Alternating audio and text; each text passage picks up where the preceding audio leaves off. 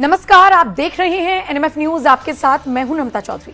खबर की शुरुआत करूं उससे पहले राजस्थान के जयपुर से जिस तरह की तस्वीरें सामने आ रही हैं, सबसे पहले आप वो देखिए। भारतीय जनता पार्टी को वोट नहीं देंगे।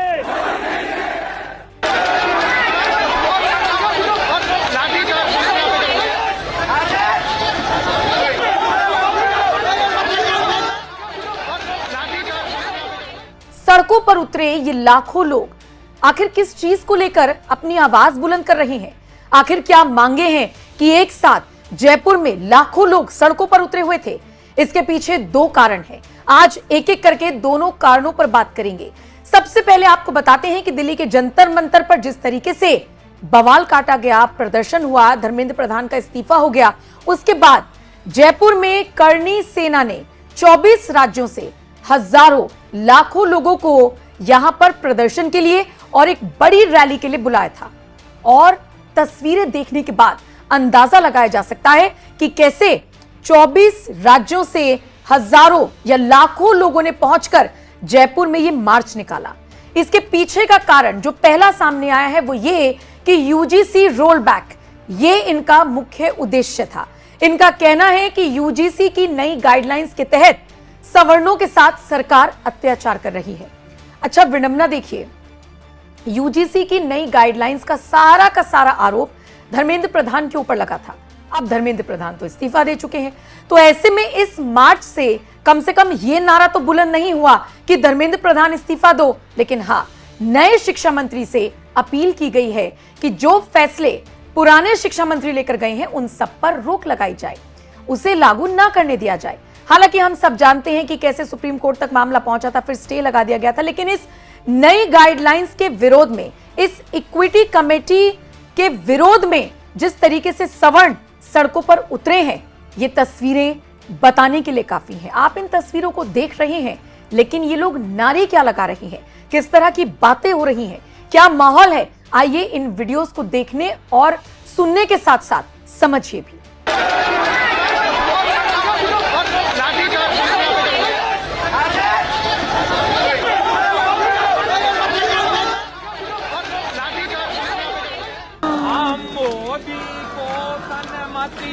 भगवान भारतीय जनता पार्टी को वोट नहीं देंगे। हम कसम खाते हैं भगवान की,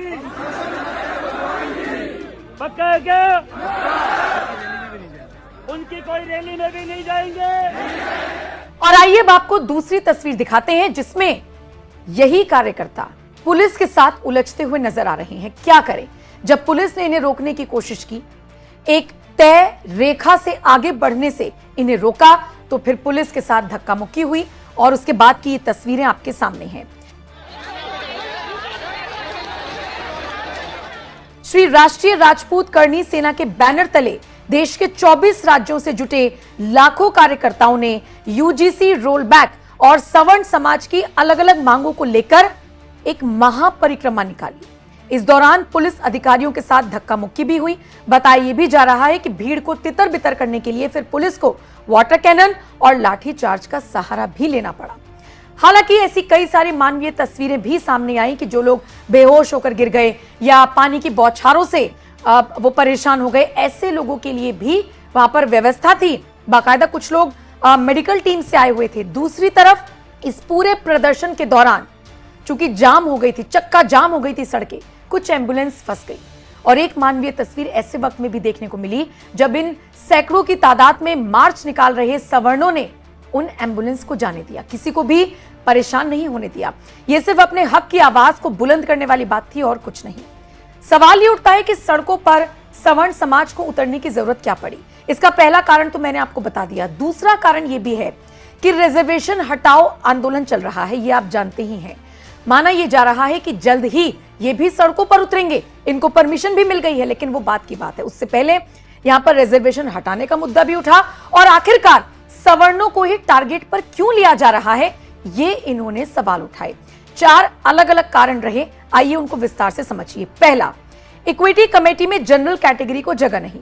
यूजीसी के नए नियम कहते हैं कि हर कॉलेज में इक्वल अपॉर्चुनिटी सेंटर और इक्विटी कमेटी बनाना अनिवार्य होगा, जिसमें SC, ST, OBC, महिला और दिव्यांग प्रतिनिधियों को रखना तय है। लेकिन जनरल कैटेगरी को कौन देखेगा, उसका प्रतिनिधित्व कौन करेगा, उसकी अनिवार्यता क्या होगी, इसको लेकर कोई खास नियम या साफ चीज नजर नहीं आती है इस गाइडलाइन में। तो ये जो प्रदर्शनकारी है, इनका कहना है कि ये तो एक तरफा फैसला है, इसमें हम कहां गए, यानी कि सवर्ण कहां गए। दूसरा, जनरल कैटेगरी को सिर्फ आरोपी मान लेने के बाद उस पर एक्शन हो जाएगा। सिर्फ आरोपी मान लेने भर से कैसे आप ये तय कर सकते हैं कि सामने वाला आरोपी ही है? आपको कुछ तो गुंजाइश रखनी होगी, अपना मत रखने का अधिकार तो सवर्णों को देना होगा। दूसरा ये है।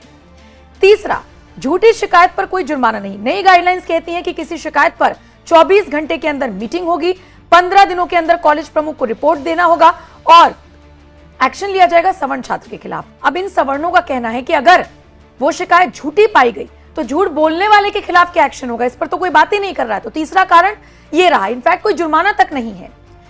चौथा, कॉलेजेस पर मान्यता रद्द होने का दबाव है। मतलब अगर UGC ग्रांट उसकी रोकी जा सकती है, जो कॉलेज इन नियमों का पालन नहीं करेगा, मान्यता तक रद्द हो सकती है।